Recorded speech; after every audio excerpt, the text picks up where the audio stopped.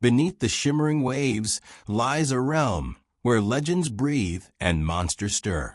From the storm-lashed coasts of the Pacific to the icy depths of the North Sea, cultures have told of dragons born from the ocean's heart.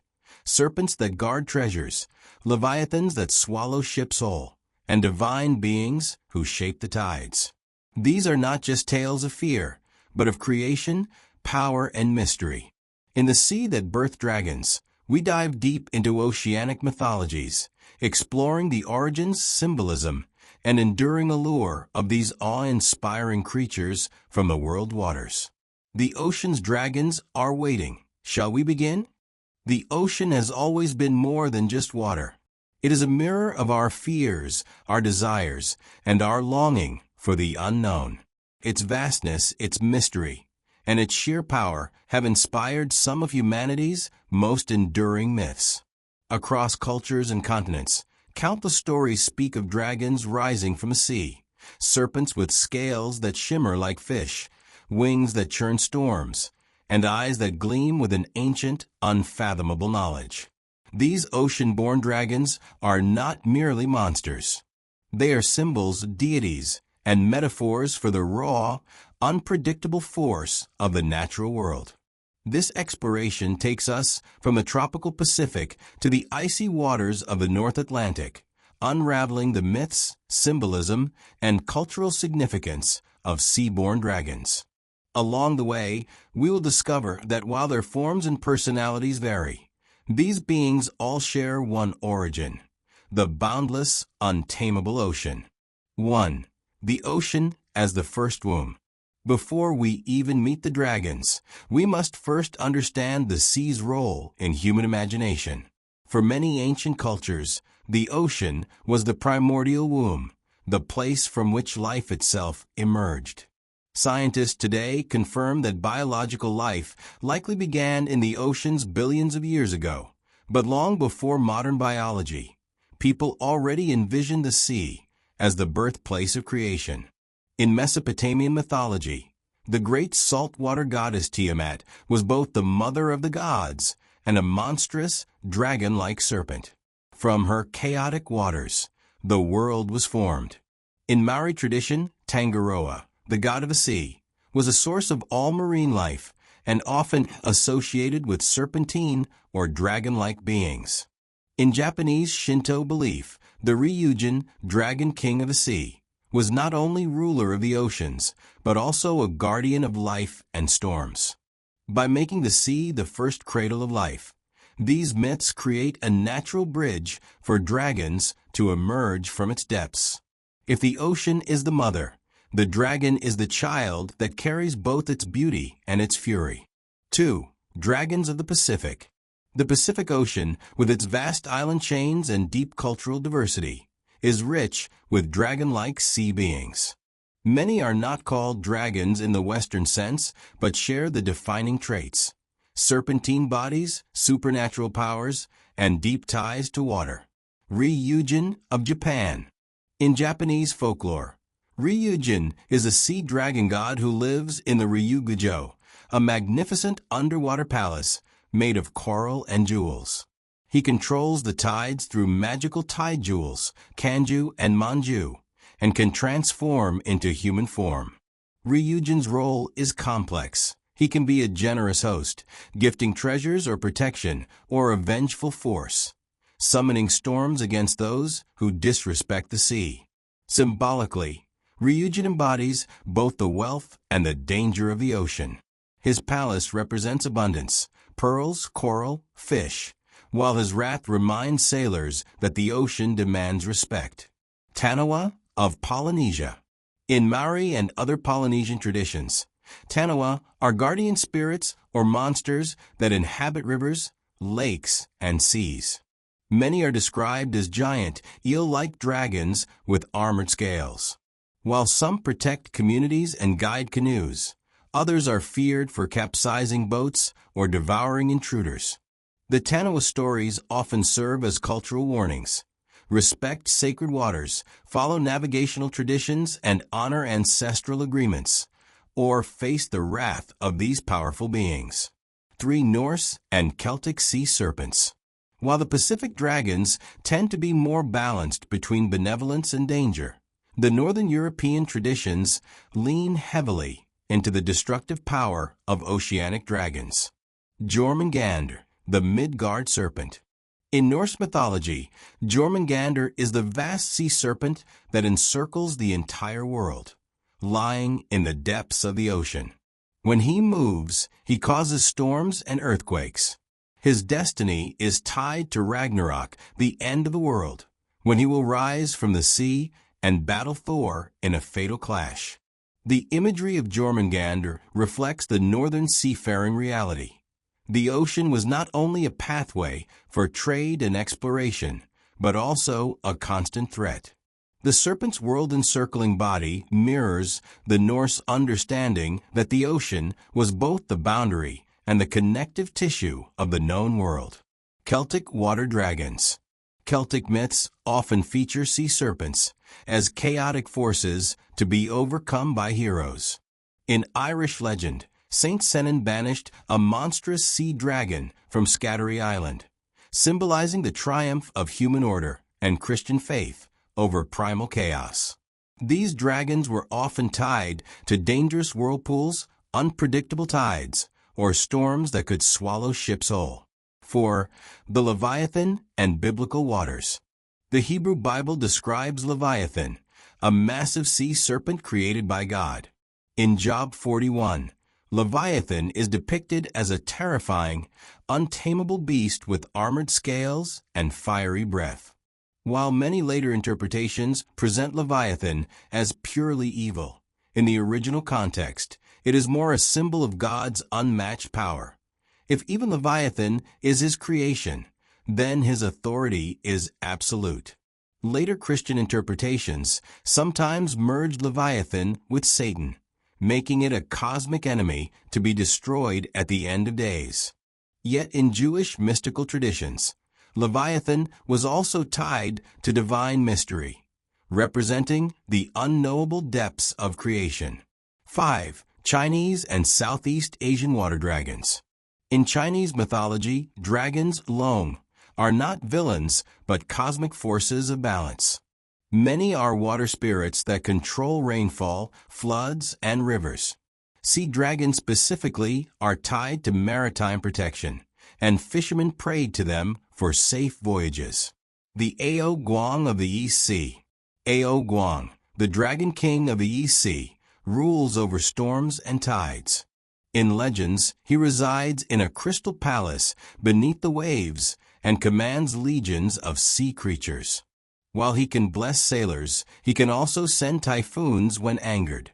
In Southeast Asia, similar beliefs appear.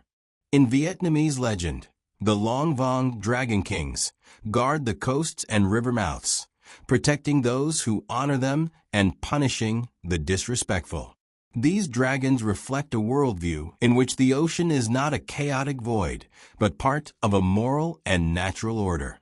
Harmony with the sea depends on moral conduct, rituals, and respect. 6. Dragons as symbols of chaos and creation. Across all these traditions, oceanic dragons share two symbolic threads: chaos and creation. Chaos, storms, tsunamis, and shipwrecks are embodied in the dragon's rage. A serpent rising from the sea is nature's fury made flesh.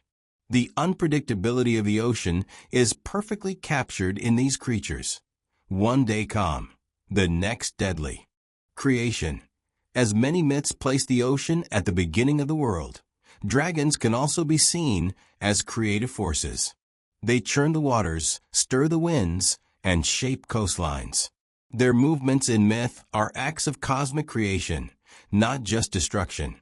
7. Why the sea breeds dragons in myth. The recurring image of dragons emerging from the sea is no accident. There are several reasons why the ocean so often spawns these mythical beings. The ocean as mystery. For ancient peoples, the deep sea was inaccessible and unknowable. Without diving technology, it might as well have been another world. Filling that unknown with monsters was both natural and inevitable. Power and danger. The ocean provides food, trade routes, and life, but it can also kill without warning. Dragons personify this duality. Serpentine shape. Many real sea creatures, giant eels, oarfish, and sea snakes, have elongated, dragon-like bodies. When spotted by sailors, these animals could easily inspire tales of massive sea serpents. Cultural archetypes. Dragons, serpents, and giant fish appear in myths worldwide, suggesting a deep psychological archetype. The ocean, as a liminal space between life and death, is a perfect setting for such beings. 8. Modern echoes of oceanic dragons. Even in our age of satellites and submarines, oceanic dragons have not vanished from the imagination. Pop culture continues to breathe life into them. Godzilla, though not a traditional dragon, he is a seaborne titan awakened from the depths. Kaiju films often draw from the imagery of ancient sea serpents. Literature, from Moby Dick to modern fantasy novels, keeps the idea of a great beast lurking beneath the waves alive. Science has also played a role in reshaping these myths. The discovery of deep-sea creatures, giant squids, bioluminescent fish, colossal sharks, reminds us that reality can be stranger than legend. 9. Lessons from the sea's dragons. Oceanic dragon myths are not simply stories of fear. They encode practical and spiritual lessons. Respect the ocean. Many myths warn against arrogance and carelessness at sea. Balance with nature. Cultures that saw dragons as protectors understood that harmony with the sea was a matter of ritual and behavior. Face the unknown. The dragon's challenge is the human challenge to explore, to endure, and to grow from our encounters with the unknown. The endless tide of myth. The sea that birthed dragons is still with us. It moves in our art, our stories, and our dreams. Every time waves crash against a shore, every time a storm gathers on the horizon, we are reminded of the primal truth behind these myths. The ocean is alive, and it is powerful. For all our satellites, sonar, and scientific understanding, the ocean remains a frontier of mystery. We have mapped the surface of Mars more thoroughly than the seafloor. Beneath the waves lies a world almost untouched by human hands, and in that darkness, the human imagination still finds room for monsters, gods, and dragons. The myths may be ancient, but they are not dead. Like the tide, they return again and again, reshaping themselves to fit each new age. 1. The sea as memory. Water has a long memory. It carries traces of the past in its currents, the silt of ancient rivers, the whispers of drowned cities, the echoes of old storms. Myths about the sea and its dragons function in the same way. They are the memory of our ancestors, carried forward through time. When a Polynesian navigator tells of a tanawa guiding a canoe through treacherous waters, it's more than a tale. It's a coded memory of real navigational hazards, sacred routes, and the relationship between people and the sea. When Norse sagas speak of Jormungandr's thrashing tail causing tempests, they capture the lived experience of Viking sailors battling the unpredictable North Atlantic. Myths preserve these experiences in a form that can survive centuries without maps or written records. This is why ocean myths remain potent. They are not simply entertainment. They are cultural memory, encoded in a language of symbols and stories. 2. The dragon as archetype. In Carl Jung's psychology, dragons are archetypes, universal symbols that appear across cultures because they arise from deep structures of the human mind. The oceanic dragon is one of the most persistent. Whether it's the Chinese Long, the Japanese Ryujin, the Mesopotamian Tiamat, or the biblical Leviathan, the form repeats. A serpentine, powerful creature tied to water, chaos, and creation. Why the sea? Because it mirrors the same qualities the dragon represents: vastness, unpredictability, danger, and life-giving power. Just as the ocean can nourish or destroy, the dragon can be a guardian or a destroyer. Both are liminal forces, occupying the boundary between known and unknown. This archetype's endurance explains why even in our rational age, sea monsters still populate fiction, video games, and films. From Godzilla rising from the depths to fantastical krakens pulling ships under, we continue to dream the old dream. 3. Storms, tides, and the beating heart of myth. The power of the ocean is cyclical. Tides rise and fall. Storms gather and break. Myths about sea dragons often reflect these rhythms. In Japanese legends, the tide jewels of Ryujin control the ebb and flow of the ocean. In Norse myth, Jormungandr's movements shake the sea and herald the end of the world. These stories encode the observation that the sea has a pulse. Fisherfolk, sailors, and coastal dwellers lived by this pulse. Before modern meteorology, the sudden shift of the wind, the deepening of clouds on the horizon, or the strange stillness before a storm were interpreted as the moods of the ocean spirits. If the sea was angry, it was because something had disturbed its balance. That disturbance might be an environmental taboo broken, an offering not made, or an arrogant human attempting to master what should only be respected. Today, though we explain storms in terms of barometric pressure and weather systems, we still speak of the wrath of the sea or the mercy of calm waters, echoes of the mythic language our ancestors used. For art as the new tide. In ancient societies, myths were preserved in oral traditions, carvings, and ritual performances. Today, the tide of myth moves through books, films, video games, paintings, and even digital art. The oceanic dragon has evolved but not vanished. In literature, modern fantasy authors draw on the imagery of sea-born dragons to craft epic narratives. Ursula K. Le Guin's Earthsea series uses the sea not just as a backdrop, but as a living, mystical force shaped by ancient powers. In cinema, from The Shape of Water to Aquaman, the ocean is often inhabited by beings with both human and monstrous traits, direct descendants of the dragon archetype. In games, oceanic bosses, like the Wind Serpent in The Legend of Zelda or Leviathan in Final Fantasy, keep the myth alive for new generations. These reinterpretations are not mere copies. They are new expressions in the endless tide, reshaped by our technology, but driven by the same deep currents of imagination. 5. Science and the rebirth of wonder. It might seem that scientific discovery would kill myths, but often the opposite happens. The rediscovery of creatures once thought extinct, like the coelacanth, a fish unchanged for 400 million years, rekindles the sense that the ocean still hides wonders. The giant squid, once a sailor's nightmare, turned out to be real, its vast tentacles matching the kraken's description. Each time we confirm one of these legends, we feed the belief that perhaps something even bigger, stranger, and older still waits in the deep. Science has not replaced the sea dragon. It has made it plausible again. 6. The sea as spiritual teacher. Myths of ocean dragons often carry moral or spiritual lessons. In many Pacific Island traditions, the guardian spirits of the sea reward humility, respect, and ritual observance. In contrast, they punish greed, arrogance, or environmental neglect. These stories are as relevant now as they were centuries ago. The sea teaches patience. It teaches respect for limits.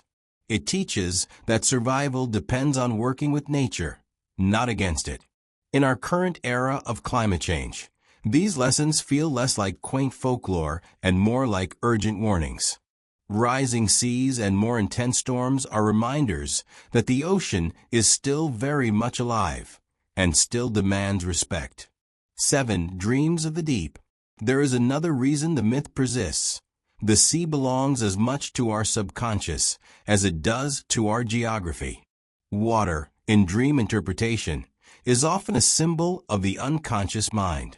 The ocean, being vast and unfathomable, represents the deepest parts of ourselves, memories we have forgotten, instincts we have buried, and desires we have not yet named. The dragon rising from the sea in myth can be read as the emergence of something from within, a truth, a challenge, or a transformation. Heroes who face sea dragons often return changed, bearing treasure or wisdom. These are not just adventure stories. They are metaphors for personal growth. In this sense, every person has their own sea dragon to face, the unknown within themselves that must be confronted before they can move forward. 8. The modern cultural currents. Even in landlocked societies, the imagery of the sea-born dragon still resonates. Global culture, spread through media, has made these myths available to everyone. A child in the desert can know about the Norse Midgard serpent or the Japanese Ryujin just as easily as a coastal fisherman might. This globalization of myth creates hybrid creatures, dragons that blend features from multiple traditions. A video game boss might combine the storm-summoning powers of a Polynesian tanoa with the massive body of a Celtic sea serpent and the jewel-encrusted palace of the Chinese dragon kings. In this way, the tide of myth is no longer tied to one shore. It is planetary. 9. Why the tide never ends. The endurance of the Oceanic dragon myth comes down to three things. Mystery. We have not seen all there is to see in the sea, and mystery is the lifeblood of myth. Relevance. The ocean still impacts human life directly, from climate to commerce. Adaptability. The myth can shift form from religious story to film villain, from sacred guardian to environmental metaphor. These factors ensure that, like the tide, the myth recedes for a while only to return in a new form. Myths are not static. They are alive, like the waters that inspired them. 10. Facing the horizon. Standing at the edge of the sea, we are all storytellers. We watch the horizon for shapes, perhaps a ship, perhaps a whale, perhaps something stranger. Our ancestors filled that space with dragons because it gave shape to their awe. We do the same today, even if our dragons are rendered in CGI instead of carved in stone. The endless tide of myth means that the sea's stories will never truly end. New generations will hear the roar of the surf and imagine something vast beneath it. They will retell the tales in ways we cannot yet imagine, but the core truth will remain. The ocean is alive, and it is powerful. The sea that birthed dragons is not a relic of the past. It is the same sea we swim in, sail on, and dream about today. It flows through our cultures like a current, reshaping our art, our fears, and our hopes. It whispers to us in the crash of the waves and in the quiet lull of the tide. Perhaps one day we will map every trench, catalog every species, and drain the sea of mystery. But even then, the dragons will remain not in the depths of the water, but in the depths of our minds. Because the ocean's true gift is not just life, but imagination. The tide will always return, and with it, the dragons. From the depths of myth to the tides of time, the dragons of the sea continue to ripple through our imagination.